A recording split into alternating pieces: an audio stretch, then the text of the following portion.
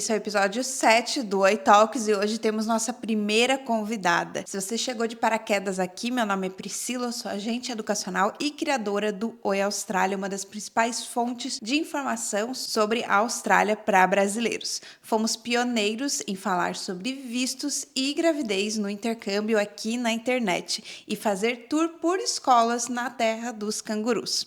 Mas chega de enrolação, porque o bate-papo de hoje está rico de informações para quem deseja investir ou então comprar casa própria aqui na Austrália. Nossa convidada mora na Austrália desde 2004. Veio sozinha 6 meses depois, o namorado veio, hoje atual marido.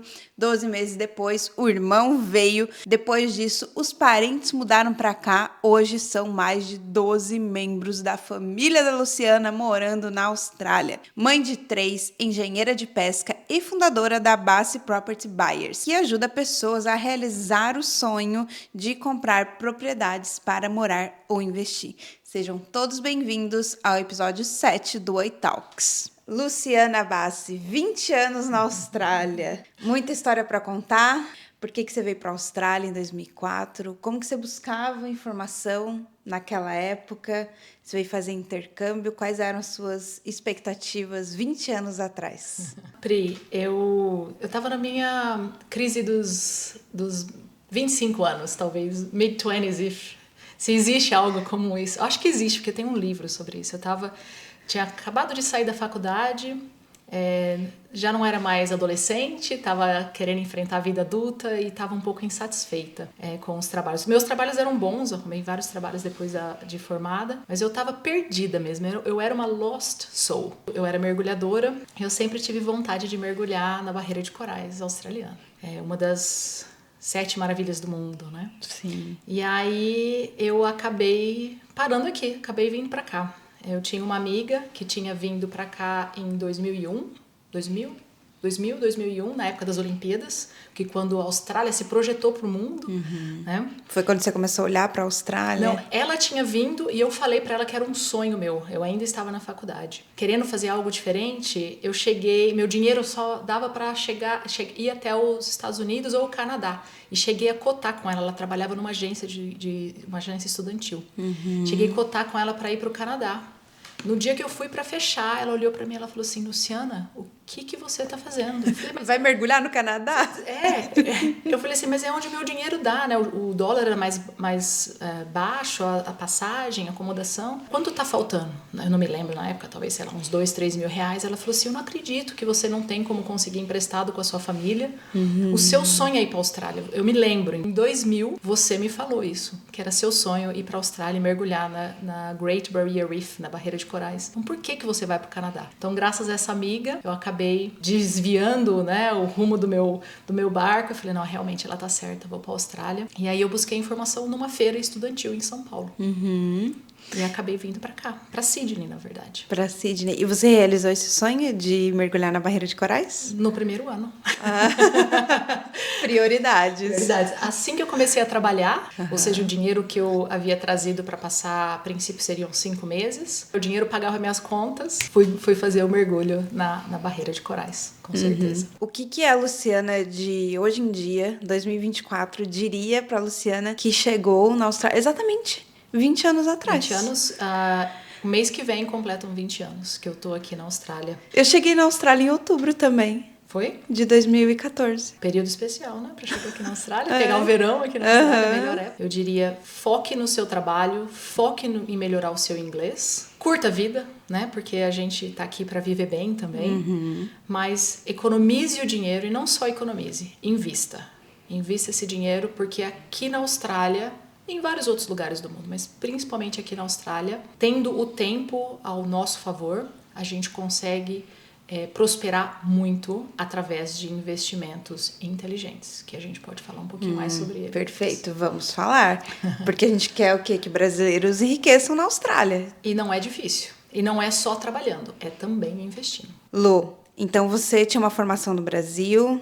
Aqui na Austrália, você ainda trabalha um pouquinho na área, mas você mudou de carreira nesse meio do caminho, né? Ao longo desses 20 anos. Como você chegou no momento que você vive hoje? Como aconteceu essa virada de chave? Conta um pouquinho pra gente. Eu fiz engenharia de pesca, É um curso lá no Brasil que talvez nem muitas pessoas conheçam, mas eu sou amante da natureza, sou amante do mar, que foi o que me trouxe aqui para a Austrália, na verdade. E por muito tempo eu trabalhei numa instituição do governo, tanto em New South Wales quanto aqui em South Australia, parecido ao IBAMA no Brasil, que tem a parte de policiamento e a parte de conservação e a parte de pesquisa. Eu trabalhava na parte de pesquisa. Mas há 14 anos atrás, antes da família começar a crescer, a gente começou a investir e crescer o nosso portfólio de propriedades. Eu e meu marido, a gente cometeu alguns erros, mas a gente aprende com os erros também. E aí eu juntei a minha paixão por propriedade e o meu conhecimento de estatística e transferi esse conhecimento para a parte do mercado imobiliário. Eu tenho um business é uma Property Buyers Agency, e a gente pode destrinchar um pouquinho isso um pouquinho mais lá na frente. E eu represento o buyer, eu ajudo a pessoa que está querendo comprar a fazer uma série de steps, né, de passos para fazer uma boa compra. Vocês iniciaram essa jornada, a primeira propriedade, vocês fizeram tudo sozinho, você e seu marido? Como que foi? Que você falou, cometemos alguns erros. Nós fizemos tudo sozinho. Nós não fizemos análise de risco, que é o tão famoso due diligence, que tanto no Brasil como na Austrália muita gente não sabe o que é e quão importante é fazer. Mas nós tivemos a ajuda de um broker, que no Brasil é um pouco diferente, né? As pessoas vão direto no banco. Aqui na Austrália, o home loan broker, ele é como se fosse um despachante, uma pessoa que vai te representar na busca de home loan, de finance, exatamente, do financiamento do imóvel. Então nós tivemos o broker e nós tivemos uma conveyancer, que eu nem sabia pro que era, eu falava, como, o quê? Conveyancer? E é um conceito diferente também do Brasil, né? No Brasil a gente não utiliza da conveyancer, mas a conveyancer, ela é como se fosse um advogado imobiliário, tanto analisa a parte legal, quanto auxilia na transferência do contrato, na troca das chaves. Então a gente passou por tudo isso, não vou dizer sozinho, porque a gente teve a ajuda desses dois profissionais, mas a gente não sabia. Confiou neles e foi. O broker que avisou que a gente precisaria de um conveyancer. E assim por diante. Mas vocês estavam decididos que iriam iniciar essa jornada de investimento na Austrália. Estávamos, até porque a gente havia pensado em comprar um outro imóvel e acabou desistindo. Na época a gente não tinha o visto de residente. A gente acabou desistindo e a gente se arrependeu. Então, quando a gente foi para com a segunda proposta, a gente foi já um pouco mais assertivos, cientes do que a gente queria realmente. E eu acredito que essa é uma das dúvidas de quem está assistindo. Quando que a gente sabe que é o momento de começar a investir? Porque muita coisa acontece ao longo da vida na Austrália, né? Até você resolver o visto, até entender das leis. E quando que você acha que é aquele momento de bater o martelo e vamos comprar uma casa para investir ou vamos comprar uma casa para morar? Quando que virou essa chavinha para vocês naquele momento? Olha, pra gente estava alinhado ao visto. Para muitas pessoas está vinculado ao visto. Conseguir o visto, qual que é o próximo passo? Comprar a casa, no nosso caso, construir a família, tudo mais ou menos do mesmo mês, inclusive. A primeira casa, que eu comentei que a gente acabou desistindo, a gente não tinha o visto ainda, a gente estava no visto permanente temporário. Desculpa, o visto residente temporário. É o que eu tô hoje. É o que você tá hoje? Então, e é um momento, assim, de talvez algumas incertezas, mas assim, se você pensar que você já tá na reta final, você já tem o Medicare, por exemplo, não tem? O sim. SUS aqui da Austrália, né? Então, assim, você já pode começar a pensar como um australiano, porque é muito raro nesse ponto já, né, da sua jornada, seu visto de residente permanente ser negado. As pessoas que estão no visto de residente temporário, elas precisam de um passo extra, que é passar pelo Foreign Investment Board. Ele precisa analisar. Você é vista como uma pessoa de fora querendo investir dentro do país. Naquela época, a taxa era mínima, só que o juro era um pouquinho mais alto e a gente acabou desistindo da compra. O imóvel valorizou muito. Se a gente tivesse dado esse passo, a gente teria muito mais equity na primeira compra, poder comprar a segunda. A gente não só perdeu o deal, como a gente perdeu a casa de aluguel, porque aí o dono resolveu vender e a gente teve que se mudar. Deus. Mas nunca dá pra saber, né, o que vai acontecer. Não dá pra saber, não dá.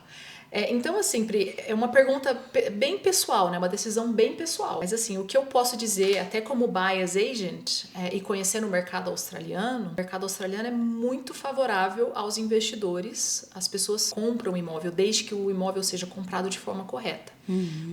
Historicamente, a gente não vê, exceto nas mining towns, exceto nas grandes cidades onde tem muitos apartamentos, casas com terrenos em localizações favoráveis, a gente não vê o imóvel desvalorizar. Pelo contrário, a trajetória é sempre indo para cima. Estou à disposição para conversar com quem quiser conversar, mas a pessoa precisa estar confortável, né? Então é uma decisão muito pessoal. Porém, se a pessoa estiver no caminho certo do visto, com savings, né, para dar de entrada, a minha recomendação é não demorar, porque o mercado está cada vez valorizando mais. Por exemplo, Perth, nesses últimos anos, tem valorizado 2% ao mês. Nossa! Uma casa de 500 mil, que é uma casa barata, ela está valorizando 10 mil por mês. Adelaide, onde a gente está, 1,4% por mês. Brisbane, que é outra cidade que está valorizando bastante, 1,1% ao mês. Então, assim, quanto mais a gente demora para investir, para entrar no mercado, mais tempo a gente vai precisar para guardar mais dinheiro para poder dar entrada. Não é para ficar triste, mas é para pensar, eu tenho, eu posso, eu consigo, eu tenho ferramentas para chegar lá e aí partir para cima. É só para refletir, não é para ficar triste, sentar e chorar. Todo mundo tá refletindo aí. A gente já vai falar sobre valor de entrada, qual é o mínimo, mas antes eu gostaria que você falasse, então, qual que é o seu papel nesse processo? Se esse é o primeiro passo, então, decidi que quero comprar uma casa. O primeiro passo é conversar com, como a gente poderia falar em português, um agente de compras de propriedades, se for traduzir. No Brasil, é o corretor, né? O corretor. O corretor no Brasil, ele faz tanto o papel de venda como de compra, né? Ele auxilia tanto o comprador como o vendedor. Aqui na Austrália é diferente. Aqui o corretor, a maioria deles são os sales agents, é o corretor só de venda. É muito comum nos Estados Unidos e no Canadá, e aí a Austrália importou dos Estados Unidos esse conceito de buyer's agent ou de buyer's advocate, que é o corretor que vai auxiliar o comprador. Pode conversar com o buyer's agent, talvez as pessoas vão falar, mas tem um custo, esse dinheiro vai sair do meu depósito, eu posso fazer sozinho? Com certeza, qualquer pessoa consegue comprar um imóvel sozinho, assim como qualquer pessoa consegue vender um imóvel sozinho. Por que a gente, aqui na Austrália, contrata um sales agent para o corretor de venda? Para ter uma melhor venda. Se as pessoas quiserem ter uma boa compra, talvez seja interessante considerar engajar, contratar um corretor de compra. Mas antes disso, até mais importante do que isso, é entender qual é o objetivo da compra. É para morar? É para alugar? É para ser investimento? Qual que é o meu objetivo se for para alugar, né? Se for investimento, por exemplo. Qual que é a ideia? É ter um bom retorno de aluguel? Ou a pessoa quer comprar em áreas que estão em ascensão, que estão emergentes, e aí ter uma valorização de capital? E aí, uma vez essa estratégia está definida, conversar com um bom broker, porque o broker ele vai procurar não só a melhor taxa de juro. O broker ele vai procurar qual é o melhor banco baseado na sua estratégia. Se você quer continuar comprando inúmeras casas, extraindo equity, que é aquela diferença, né, entre o que você deve e o que vale o imóvel, como se no Brasil fosse um refinanciamento. Você consegue, sem ter dinheiro para dar o depósito da próxima casa, você consegue utilizar o que a casa valorizou no papel, refinanciar e seguir comprando outras casas. Então, assim, o bom broker, ele vai pensar na sua estratégia e vai buscar o melhor banco, o melhor lender, baseado na sua estratégia. E aí, imagina fazer tudo isso sozinho. Não tem nem como fazer sozinho, por isso que é tão importante ter profissionais para ajudar. Dá para fazer sozinho, se você for no seu banco, se você já tem um banco, você pode ir no seu banco, mas você vai ficar limitado ao seu banco, enquanto que um bom broker, ele vai ter aí uma carteira de pelo menos 30 bancos para procurar analisar o melhor cenário para você.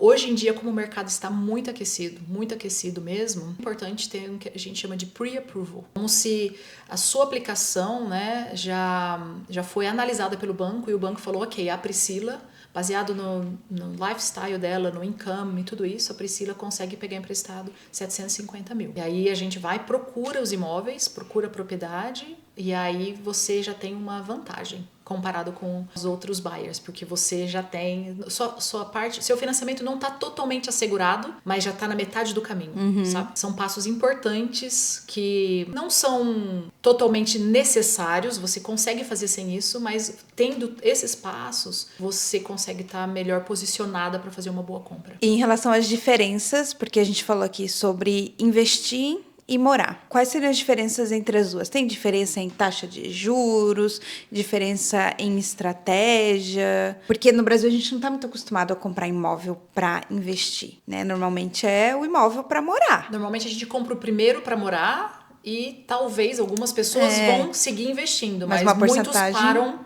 na primeira, né?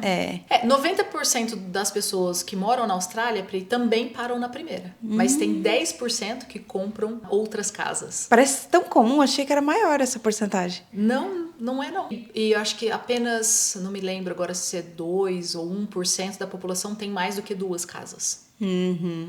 Então, diferenças, ok. A primeira coisa é que sim, tem diferenças de taxa, porque quando você compra um imóvel de investimento, ele é um asset. Então, a entrada de aluguel, ele conta a favor da sua finance, do seu financiamento. Quando você compra para morar, ele é considerado uma liability, porque você não tem nenhuma entrada de income. Pelo contrário, ele te custa todo mês, ou toda semana, ou toda quinzena, porque também aqui na Austrália você tem como escolher. Não sei se as pessoas sabiam, mas você tem como escolher. Se quer pagar quinzenal, se quer pagar semanal, ou se quer pagar mensal. E pagando com mais frequência, você diminui sua taxa de juros, consegue pagar o financiamento em menos tempo.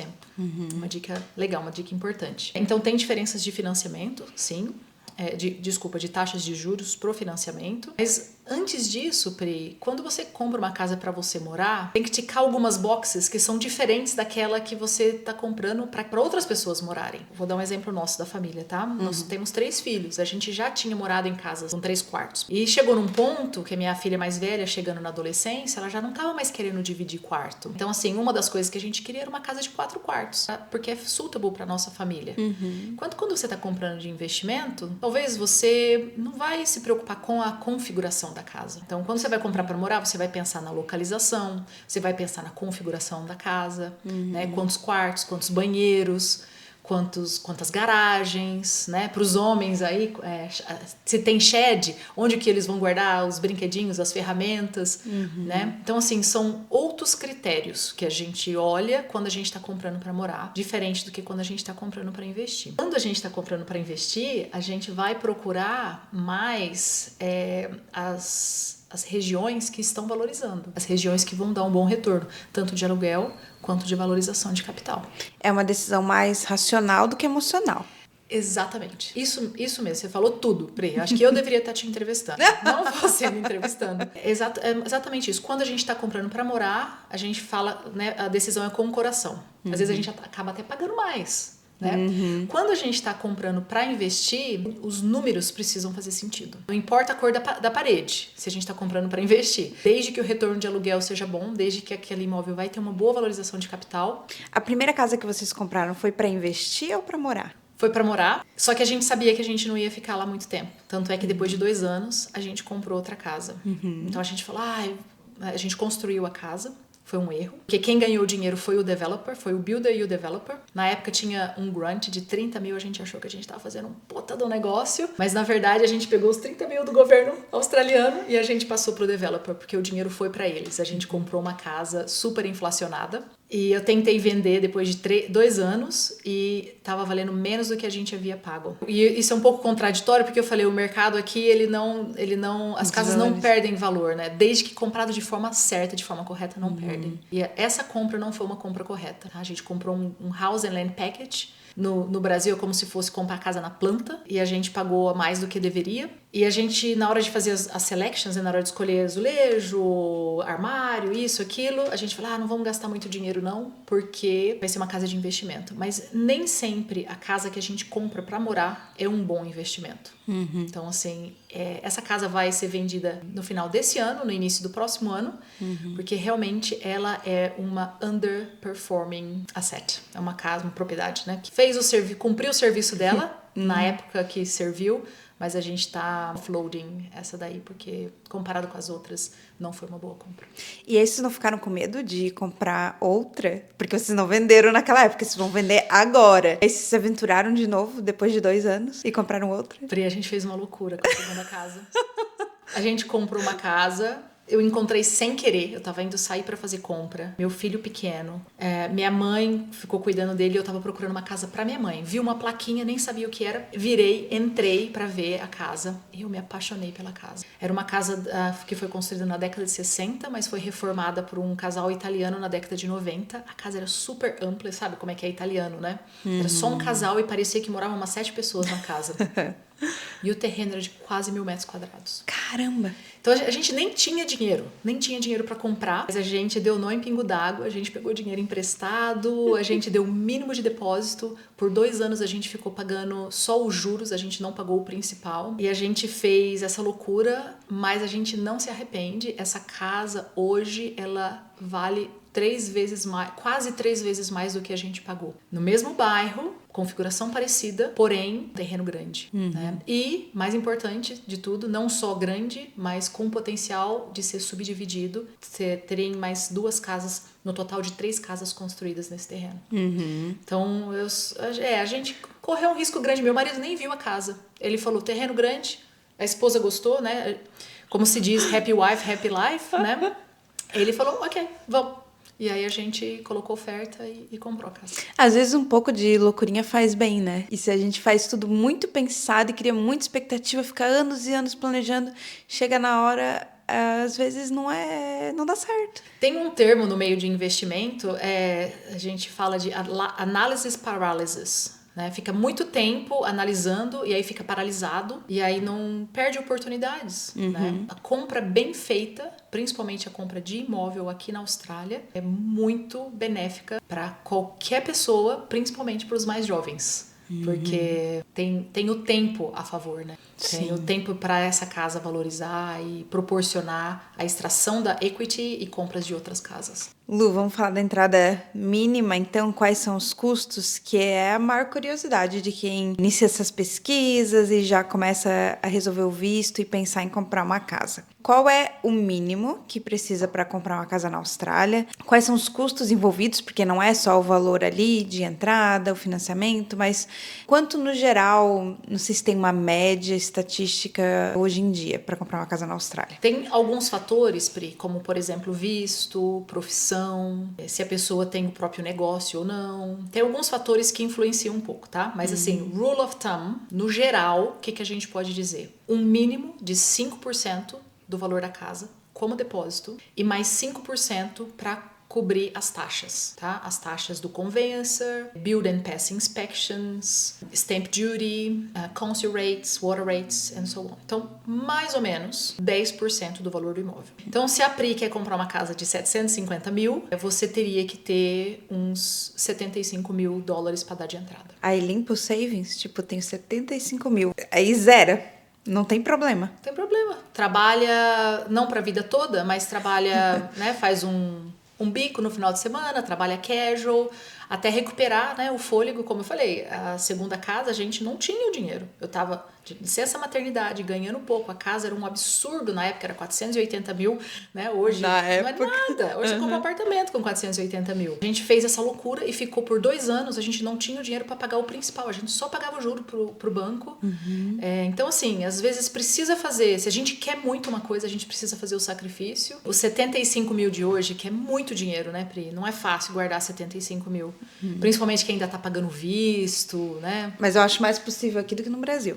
Com certeza, sem dúvida. Se nós pensarmos no valor que está crescendo mensalmente, 75 mil de hoje, amanhã já vai ser 85, 82,5 e assim por diante. Então, assim, o aumento do valor do imóvel está sendo mais rápido do que a velocidade que a gente consegue guardar o dinheiro. Você me perguntou o que eu falaria para a Luciana, né, de 20 anos atrás. Tendo a oportunidade de comprar, tendo o dinheiro guardado, não demora. Compra e compra bem, para colher os frutos, para colher os benefícios, né? Ninguém planta uma árvore para comer o fruto hoje, né? A gente planta uma árvore para comer o fruto de pelo menos daqui 1 ou 2 anos. É verdade. 10 anos demora para jabuticaba começar a dar fruto. Nossa.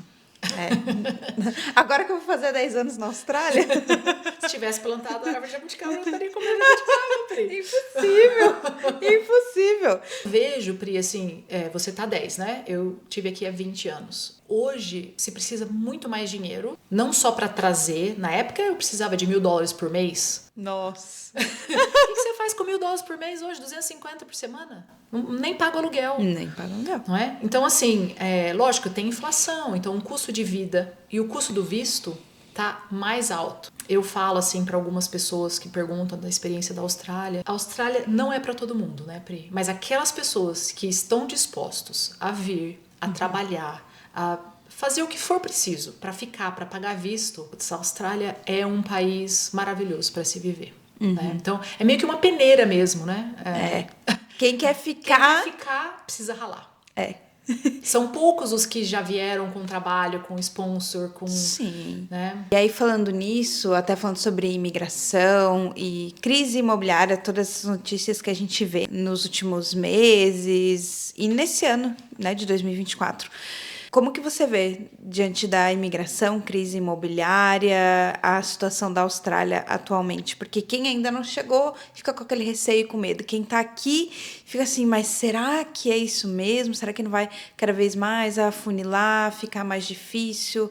Qual que é a tua opinião em relação a isso? O que aconteceu aqui na Austrália, ainda está acontecendo, Pri, antes do Covid, já existia um déficit de dwellings, já existia um número menor de imóveis para acomodar a população e o Covid exacerbou isso. A gente teve problema com labor, né, com as pessoas que trabalham na construção. A gente teve problemas com materiais e então diminuiu o número de construções, tanto de aprovações na prefeitura quanto o número de construções. Aí quando a Austrália abriu as fronteiras, a imigração foi facilitada. Aqueles que estavam ficaram no visto do Covid e muitos outros foram, até por conta do déficit de mão de obra, né, da necessidade de importar mão de obra, a Austrália facilitou muito a imigração. Então a gente tem dados assim de 500 mil imigrantes chegando na Austrália. O que aconteceu? O número de dwellings não estava crescendo, a população foi crescendo tanto por imigração quanto por crescimento por natalidade. Crescimento por natalidade e o número de dwellings não aumentou. O que acontece? Quem trabalha com marketing sabe muito bem disso, né? É a lei da oferta e da procura. Então, a procura, tanto para compra quanto para aluguel, ela é alta, ela ainda está alta, e a oferta está ainda tentando catch up, está tentando acompanhar, né?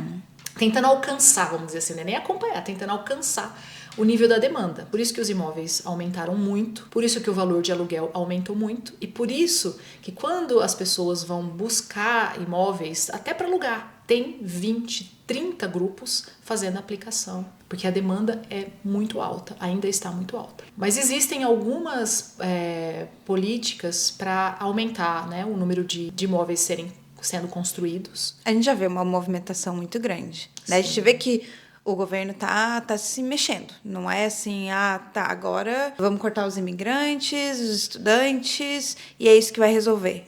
Não, existe muita coisa por trás, né, acontecendo. E a gente vê aqui, só aqui onde a gente mora. Dirigiu 1 hora da sua casa até aqui. O tanto de obra, construção que tem nesse meio do caminho. É que a construção ela não acontece da noite pro dia, né? Não é estalar o dedo e já tá pronto. Então, assim, leva pelo menos uns 2 anos, 18 meses a 2 anos, para que a construção, né, aconteça, desde o dia de ser aprovada até a conclusão. Além disso, Pri, tem algumas legislações que estão sendo facilitadas. Então, por exemplo, second dwellings, né? Construir uma edícula no fundo da casa, né? Como se fala no Brasil. Está sendo facilitado para poder acomodar essa população que já está aqui. E falando em legislação, a gente esqueceu de falar aquela ajuda do governo que existe para quem quer comprar o primeiro imóvel. É diferente de estado para estado? Como que funciona? É diferente de estado para estado, porque existe um grant nacional para first time home buyer, pessoa que está comprando o primeiro imóvel. E aí também existe um grant estadual. Cada estado tem uma regra diferente e tem um valor diferente. A South Australia está oferecendo Stamp Duty Exemption, ou seja, sabe aquela taxa que eu falei que chega a quase 5%?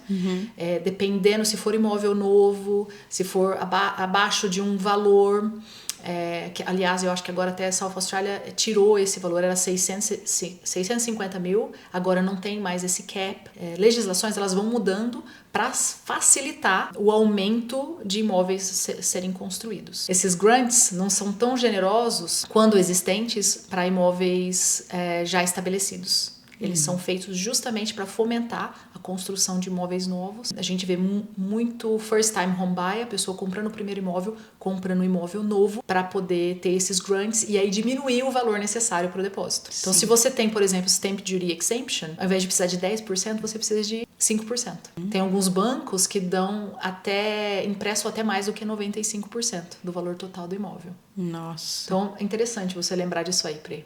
Quando você me perguntou, eu não lembrei do First Time Home Buyer Grant, mas é importante. E existe alguma cidade ou estado que seja mais vantajoso comprar imóvel no momento? Não sei se existe no momento ou historicamente. Existe, porque talvez você já tenha ouvido falar do Property Clock. Os mercados, eles funcionam em ciclo. Você imaginar um relógio, o top, né, do mercado é no 12 o'clock, é no 12 horas, o bottom é no 6 o'clock, e eles estão sempre circulando. Então, assim, e dentro das cidades, dentro dos estados, também tem diferentes markets. Tem markets within markets. Hoje, baseado na minha pesquisa, mas baseado nos crescimentos que essas cidades estão apresentando mensalmente, no número de dwelling, ou inventory stock que a gente fala, tenho procurado para os meus clientes Perth, Adelaide e Brisbane. Isso também tem a ver não só com o momento que eles estão no ciclo do crescimento, como também com affordability. O valor médio nessas cidades são ainda tá mudando bastante, mas são valores interessantes e de certa forma affordable para quem tá começando, tá comprando ou tá querendo comprar de investimento, como investimento. Brisbane me surpreendeu. Tem alguma coisa a ver com os Jogos Olímpicos ou é um ciclo mesmo? É o ciclo mesmo. Nem todas as cidades se beneficiaram com os Jogos Olímpicos, o Brasil é um exemplo, né? Mas Sydney, por exemplo, deu um boom. Sydney se projetou para o mundo, mas Sim. também os serviços que foram criados, né? O trem, infraestrutura. A infraestrutura que foi criada, a parte de reciclagem de lixo, não sei se você sabe, ela começou a acontecer por conta dos Jogos Olímpicos. Não sabia. E a Austrália hoje, e South Australia principalmente, né? A gente fala isso com orgulho, é campeã na parte de reciclagem de lixo. Olha, então, dá abertura para várias outras iniciativas. Com certeza. As redes sociais da Lu vão estar na descrição aqui desse vídeo. Tanto se você estiver assistindo no YouTube ou no Spotify, os links estão todos aqui embaixo. Site da Lu, Instagram, todas as formas de contato que vocês podem falar com a Lu. Porque agora ela vai falar pra gente quais são os serviços oferecidos. Então, para vocês entenderem qual é o momento de contratar, porque não é apenas a compra de imóveis, vai muito além disso. O meu diferencial é fazer o estudo do local, baseado na sua estratégia. Se você quer para comprar, você escolheu a região, eu tenho como analisar cada subúrbio daquela região é melhor para investir. Pensando em capital growth, né? Valorização do capital, uma vez que você vai morar. Então, o retorno de aluguel não é importante. Se a estratégia é comprar para investimento, eu faço toda uma análise de quase 16 mil bairros que existem na Austrália. Eu vou fazer a análise e vou dizer, baseado no seu perfil, baseado no seu budget, baseado no que você quer, na sua estratégia, eu vou fazer o que a gente chama de area selection or suburb selection. Aí a gente vai começar a procurar imóveis em 2 ou 3 bairros. Uma vez que a gente encontrou as propriedades, eu também ofereço o que a gente chama de análise de risco imobiliário ou due diligence, é o termo que a gente usa aqui. Então vou checar se está em área de ciclone, de flood, né, de enchente, de bushfire. Vou checar se tem easement na propriedade, vou checar se dá para subdividir o terreno. Faço toda essa checagem, ajudo na parte de negociação e ajudo, na verdade, eu seguro mesmo na mão do cliente até a troca da chave. Às vezes até beyond, até depois disso. Então esse é o full service, ajuda na compra. Ajudo só na parte de análise de risco, ajudo só na parte de negociação. Para as pessoas que vão para auction, né, que vão para leilão. É um momento de muita adrenalina. Nossa. E a auction ela é feita para que você pague mais do que você deveria. Então eu também faço auction bidding, essa na parte de compra, Pri. Mas eu tenho cada vez mais auxiliado os brasileiros na parte de relocação, na parte de relocation. Eu tenho bastante contato com sales agent and property managers, né, os corretores, tanto de compra, tanto de venda quanto de locação. Eu tenho auxiliado bastante os brasileiros a conseguirem, né, fazer com que a aplicação deles naquela casa se destaquem no meio de 20, 30, 40 vezes aplicações. De tanta concorrência, né? Diante de tanta concorrência. E não importa aonde a pessoa esteja, na Austrália ela pode contratar os seus serviços. Pode contratar meu serviço. De fora da Austrália também? De fora da Austrália também. Eu preciso ser transparente e preciso dizer que a pessoa estando fora da Austrália é um pouquinho mais difícil conseguir alugar. Mas eu tenho bastante network, tenho bastante contato com investidores e com property managers. E eu posso também ajudar as pessoas a alugarem o imóvel mesmo antes de chegar na Austrália. Né? Ninguém aqui olha para a sua aplicação sem que você inspecione a casa. Então eu também consigo fazer a inspeção, consigo fazer vídeo walkthrough, mas eu preciso dizer que estando fora da Austrália, não tendo um histórico, histórico assim, de locação, né, de aluguel dentro da Austrália e não tendo emprego na Austrália, é um pouquinho mais difícil, mas não é impossível, a gente consegue ajudar. E já se aproximando do final, gostaria de fazer uma pergunta polêmica para a Lu. O que você acha, na sua opinião, tá? Vale mais a pena comprar um imóvel na Austrália ou no Brasil? Pri, eu sou biased, eu sou parcial, eu acredito que vale mais a pena comprar aqui. A não ser que a pessoa tenha intenção de voltar para o Brasil, né? Tem muita gente ganhando em dólar e mandando dinheiro para lá, comprando o imóvel lá. Vou te explicar por que eu acho que a Austrália é o melhor lugar. Porque o governo australiano, ele não é só pai, não. Ele é pai e mãe. Tem uma série de incentivos, não só o First Time Home Buyer Grant que a gente falou, como alguns incentivos fiscais. Tá? Então, por exemplo, se você tem uma propriedade de investimento e no papel ele te custa mais do que você ganha, e eu falo no papel porque tem tax depreciation, tem uma série de coisas que dá para fazer o claim, abate do seu salário. Então vamos supor, se o seu salário é 80 mil e aquela propriedade te custa no papel, ou fisicamente mesmo te custa 20 mil, esses 20 mil subtrai do seu salário de 80 mil. Às vezes você consegue, ao invés de pagar, por exemplo, 30% de imposto de renda, você consegue diminuir, você consegue fazer claim, você consegue deduzir muitas coisas por conta de ter a propriedade. Sem contar que o inquilino, se for uma propriedade de investimento, o inquilino aqui, ele tem muito mais responsabilidade nesse imóvel, para cuidar desse imóvel, do que no Brasil. É verdade. Aqui existem inspeções a cada 3 meses. O property manager, ele vem checar e se não tiver em ordem, ele vai puxar sua orelha. Sou a prova disso. Porque aqui faz 5 anos que eu moro nessa casa e a imobiliária vem a cada 3 meses. Exatamente. Aqui você não pode colocar um prego sem autorização. Muito diferente do Brasil. Né? Aqui se paga o bonde, que é como se fosse um calção. Se você destruir a casa, você não recebe o bonde de volta. Ou se você danificar, já aconteceu de ter uma mancha num carpete e a imobiliária descontar do meu bonde. Além disso, existe um banco de dados de inquilinos. Se você não fizer a coisa correta, o seu nome vai pro blacklist. E se hoje já tá difícil, sendo um bom inquilino, já tá difícil alugar, imagina se você atrasa pagamento ou se você destrói a propriedade. Então, assim, respondendo, você tem auxílio do governo, você tem a proteção, porque a legislação aqui, ela favorece o proprietário, não o inquilino, diferente do Brasil. E aqui também, assim como no Brasil, uma vez a compra sendo bem feita, você tem a valorização do capital. Então, meu voto é para a Austrália. Mais uma pergunta.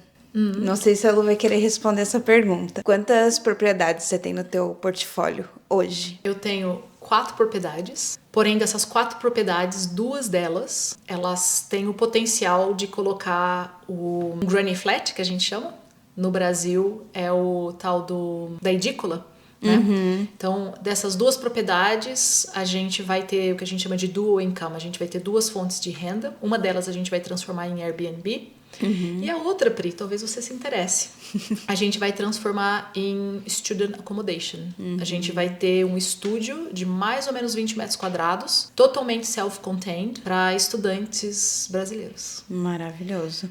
Então, de 4 vai saltar para 6. São 6 no curto prazo, mas a gente tem das 4, 3 são subdividable. A gente pode subdividir e colocar mais 3.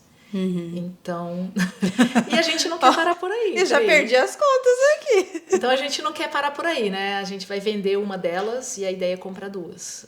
Uma vez que você compra... Quando começa... Não quer parar. Ou é igual comer chips, sabe? Uma vez que você começa é difícil parar. Uma vez que você entende, você se sente confortável... tem uma amiga que fala, você compra casa como você compra roupa. Não é bem assim.